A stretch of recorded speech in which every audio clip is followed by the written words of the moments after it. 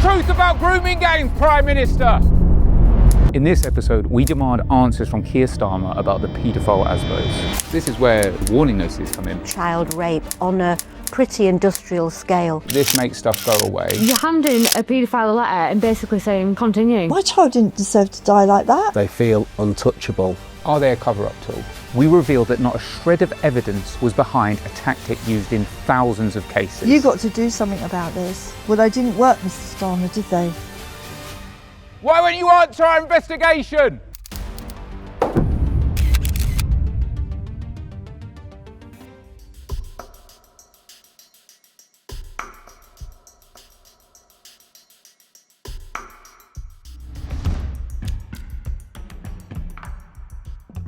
So the first time I came across one of these paedophile ASBOs was when I was looking into London's grooming gangs.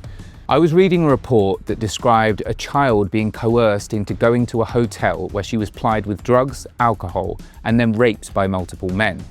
It describes how the police officer's response was to give a child abduction warning notice to one of the suspects rather than to arrest and investigate. So my immediate question was, what's that? Can you explain to me what a child abduction warning notice actually is? It's a bit like an antisocial behaviour order for child abusers. If the police have suspicion that predominantly a man is abusing or exploiting a child, but they might believe there isn't sufficient evidence to prosecute, or in my opinion, they think this is an easy way to get rid of that job, they will go and warn the man who is exploiting or that child or children and tell them to stay away from that child. To understand how a grooming gang might react to having someone from the group handed a paedophile ASBO, we asked a lawyer who represents them. It makes it difficult to investigate. But the problem with the grooming gangs has been a reluctance to investigate for other reasons. We had an idea of what's going on because the police know what's going on. I talked to some of the junior officers and they say they've been told by the senior officers to leave it alone. So they can't investigate. Well, this is where I think the warning notices come in, because those get handed out and then an investigation can be parked. Well, you'd think so, wouldn't you? I mean, that just seems absolutely ideal for those types of notices. Now, we tried to find the origin of these notices, and it was hard. There aren't many mentions, and then I found this. This Crown Prosecution Service report on violence against women and girls comes out in 2011, when the Rochdale and Rotherham scandals are causing serious problems. The document describes how the CPS is drafting and agreeing child abduction warning notices with the police, and on the top of the document is a very significant name. This is the forward. I just wanted to have a read of the name that's on that. Yeah, Keir Starmer, QC. Director of Public Prosecutions. I look at that date, 2011 and 2012, that is exactly the time that I was in the thick of the Rochdale case with horrendous abusing, and I knew obviously he was Director of Public Prosecutions. It doesn't surprised me one little bit, because I've always said that even the charging decisions on the Rochdale case were inadequate for the offending that those men were responsible for. And Keir Starmer, as the Director of Public Prosecutions, I have always believed was in the centre of every decision made around that job. That's where the CPS say, we were adapting, we're developing these warning notices to tackle the violence against women and girls. It's tied into the Rochdale cases. It's how they were dealing with grooming gangs.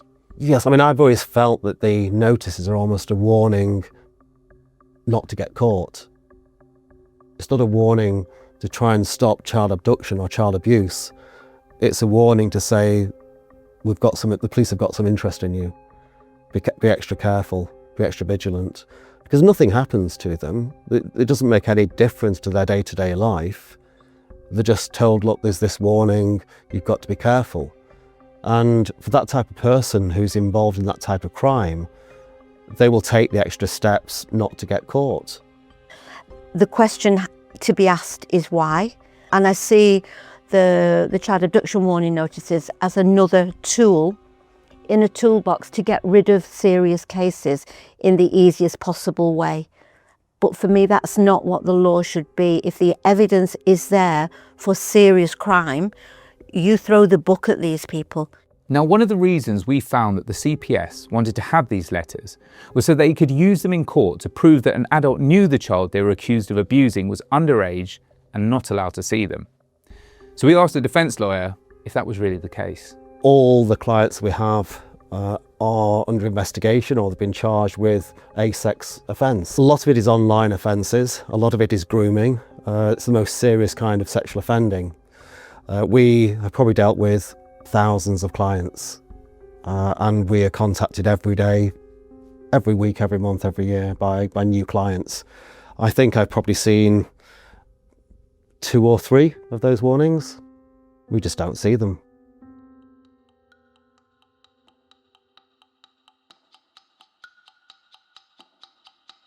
So just how many of these paedophile ASBOs have been handed out?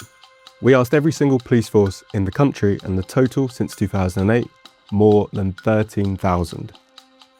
With West Yorkshire, Leicestershire, South Wales and Hampshire all getting more than 1,000 each.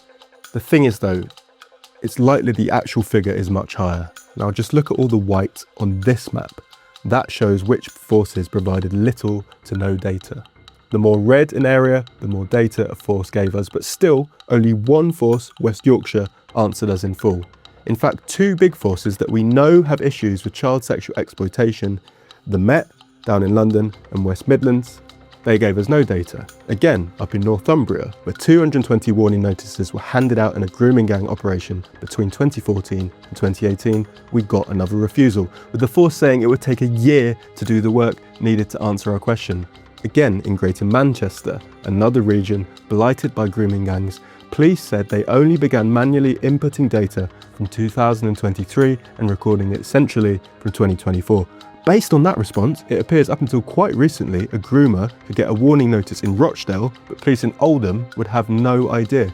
Now bear in mind, police were told as far back as 2010 that giving out these notices would only be fully effective with a centralised database and follow-up checks to detect breaches. 15 years later, without any independent evaluation of their effectiveness as a tool to protect children, thousands of these notices have been handed out and there's little sign of a proper system to follow them up.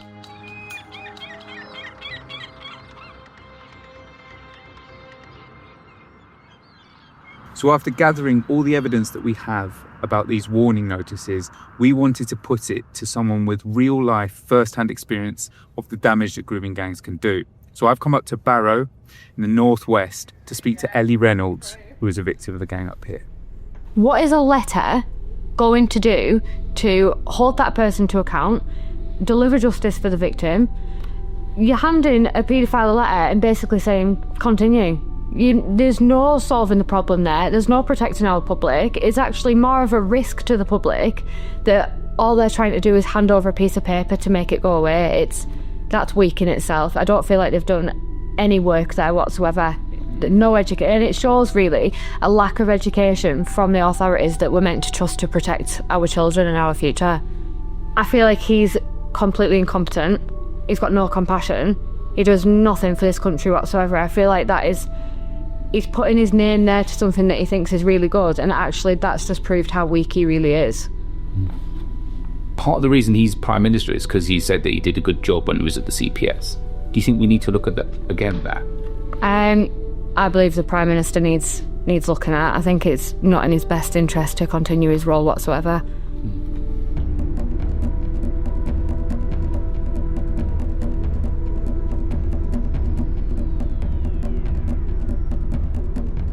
So we've put all the information that we found about these paedophile ASBOs to Keir Starmer and his team and asked him specific questions about his role creating them. Now, they haven't really answered any of the questions that we put to them other than to say that we've mischaracterised the fact that he did create them because they're in existence beforehand. The document that we have states clearly that the CPS was agreeing and drafting them. So the question is, as head of the CPS, surely he bears some responsibility. To try and make a bit of sense of it, we're going to go down in person, speak to him, well, try and speak to him at his front door when he comes out for PMQs later today. This is where the warning notices come in. Child rape on a pretty industrial scale. This makes stuff go away. You're handing a paedophile a letter and basically saying, continue. My child didn't deserve to die like that. They feel untouchable. You got to do something about this. Are they a cover-up tool? Well, they didn't work, Mr. Starmer, did they? Tell us the truth about grooming gangs, Prime Minister. Why won't you answer our investigation? Was there number 10 cover-up, Prime Minister? Scandal bring your government down? Do you have anything to hide, Prime Minister? So there you have it. Keir Starmer wouldn't answer our questions.